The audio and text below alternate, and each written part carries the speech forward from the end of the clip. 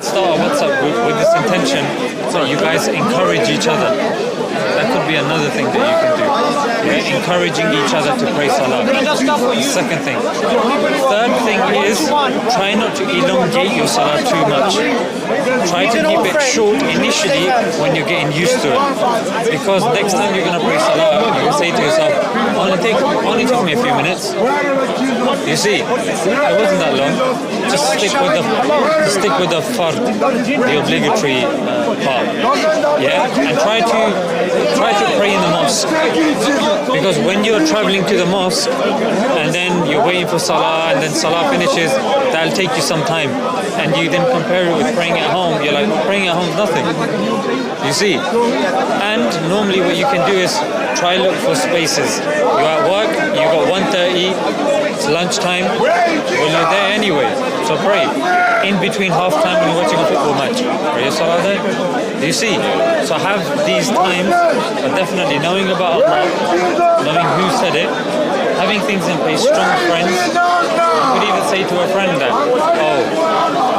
why don't we every day message each other how many salahs we prayed and encourage each other and stuff like that. So you can do that, and then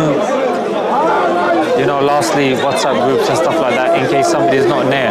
You could even tell your mum or dad or older brother, if I'm at home and you don't see me pray, just ask me, just remind me please. When someone else is involved, it's more of an impetus, it's more of a drive. If you rely only on yourself, it's going to be more difficult. What do you think? Yeah, that sounds good. And also something else, how we have fluctuating iman and at times when you're weak. Sometimes you hear, for example, Christians say, this and that, they're trying to influence you in a bad way. What would you say to that best protect yourself and your iman? Because you get people nowadays, especially nowadays, we got women dressed in a certain way. You have all these people insulting the Prophet Muhammad sallallahu alaihi wasallam. You got these movies coming out. There's distractions left, right, and centre. So, what would be your advice to someone to take care of their iman and not get distracted out at the moment? Yeah, that's a very good question. Bear in mind, these things have been around for a long time.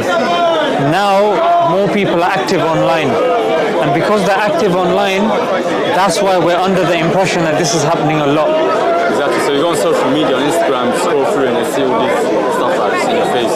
Yeah. So we think, it's happening a lot now, but it's just that a lot of us are online, and then when this stuff happens, these videos get views. That's why people post a lot of this stuff. If you start talking about self-compassion and motivation and stuff like that, no one's going to be interested. You know what I'm saying? The views are dead. You put a view on how to be good at work, no one wants to watch these videos. Man got slapped on the tube by a Muslim. You know what I'm saying?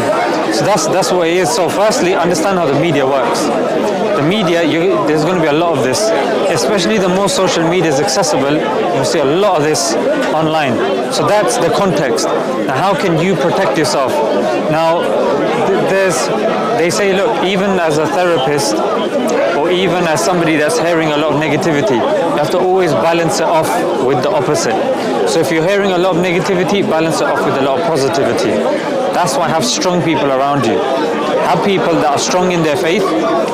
Weak people, unless you can help them, if you feel your iman's going down, I'm sorry, bye-bye. You know what I'm saying? Because look, there's too much at stake now. Yeah, there's too much at stake now. So in that sense, I would say, my bro, be very selective with your friends. Don't just befriend anybody that's just going to be there and with the pretense of I have to help them. If I don't help them, who will? What about your iman? What's going to happen to you? So search out these strong brothers and reach out to them with the hand of friendship. And brother, what are you doing Tuesday? Let's go out for a munch. Let's go bowling and stuff like that. So strong people around you, very, very important. Yeah, and you said, how can you protect yourself? The Prophet, peace be upon him, said, طلب العلم فريضة على كل مسلم. To the nearest meaning, that seeking obligatory knowledge is obligatory upon everybody.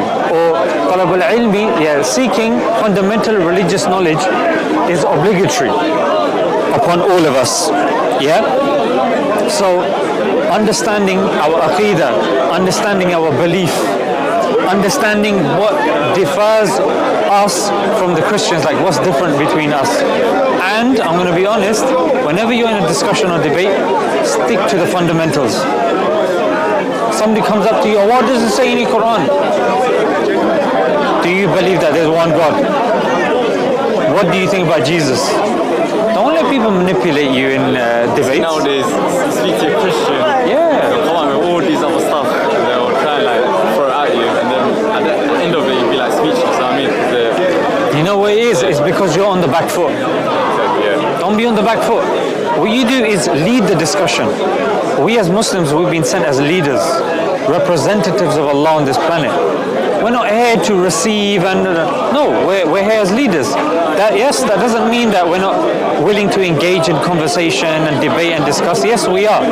But not everybody has knowledge of everything. Imam Malik, one of the big scholars, people would ask him questions, he would say, I don't know. They ask him, I don't know. I don't know. So you're the Imam and what are you saying? I don't know. So rather than try to feel the need to answer their question, just do what Imam Malik did. I don't know. I can find out the answer and I can let you know, but at the moment, I don't know. And that's what you can do. You can say, look, with my local Imam, we can come there, we can go to him together, or we can meet tomorrow and I can find out the answer for you. It's better to be embarrassed in front of people for not knowing than to be embarrassed on Yawm al-Qiyamah, or to be punished on Yawm al-Qiyamah for speaking for something. 100%. And sometimes what can happen is you can say something embarrassing and that can put the person off, but you're just doing it to save face. But it's like the brother very well articulated, it's best to be embarrassed at that moment in time than to be embarrassed in the long run. So I would say, bro, like here, if somebody comes to me, I don't know, I'll say, you know what, go to Hashim, go to Mansoor. They're more well versed in this. Or go to Subur if it comes to evolution and stuff like that. But I'll say it, standard. I don't know everything. You can expect me to know everything. So the hadith of the Prophet that people will be thrown into the hellfire for the harvest of the tongue. So we have to be very careful. Like what we utter, as Allah says in Surah Al-Infitar, وَإِنَّا عَلَيْكُمْ لَحَافِظِينَ كِرَامًا كَاتِبِينَ يَعْلَمُونَ مَا تَفْعَلُونَ. So that they, upon you, like the recording angels, they kiraman katibin, like noble and recording. They know what you do. So every word that we utter, this conversation we're having now, it's been recorded for or against us. So we have to be very careful. Like, if somebody comes with a question and you don't understand it, if you call that to your mind that what I'm saying, this may come back to me on Yawm al-Qiyamah, that may make you apprehensive when it comes to giving a verdict or an answer to this question you're not sure about. It's like you've just seen me commit a murder. You're asking me, why have you committed a murder? Then I come to you, I'm like, yeah, but what are you wearing? Do you see? Is the murder more important? Is what you're wearing more important? Murder, innit? So somebody comes up to you, in the Quran it says this, but you believe in 3 gods. Like, can we maybe put things in perspective here? Can we go to the bit that actually matters? Bro, aqidah and belief, anybody can, 3. Like, I don't understand. What's what it is, I speak to like a Christian friend or something, they'll be like, how can Jesus be God, Holy Spirit, this and that, the Father, it doesn't make sense if you just think of it like normal. Then they'll be like, as soon as I say that, they'll be like, why can't Jesus become a man? You know what I mean? Then I explain, we are Christian, we need to have food. Yes, very good. We need to be, breastfed and everything. Yeah. So why would God come down and be like that, like us? And then they'll be like, don't question the abilities of God and stuff like that. They have like these loopholes around questioning. It's not just about ability. There's things which God does things which are befitting His Majesty. Like I'm being born from between the legs of a woman is not befitting Allah subhanahu wa ta'ala. In fact, you know what they do? They say God had to send Jesus to wipe out the sins of people. When you speak to a Christian, did God need to? They'll say, sorry, that's like the brother said, that's deficiency. That's deficiency. So no one can come and say, no, God can't. No. Why are you degrading God?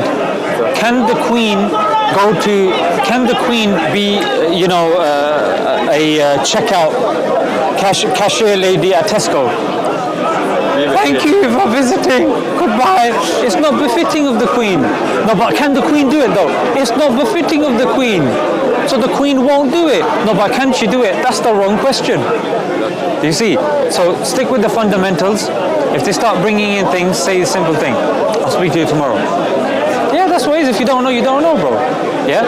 What else did you say that I missed out? I just answered my question. Okay. I'd like to go into because you said something earlier about worship, right? Like struggle. When it comes to like certain deeds that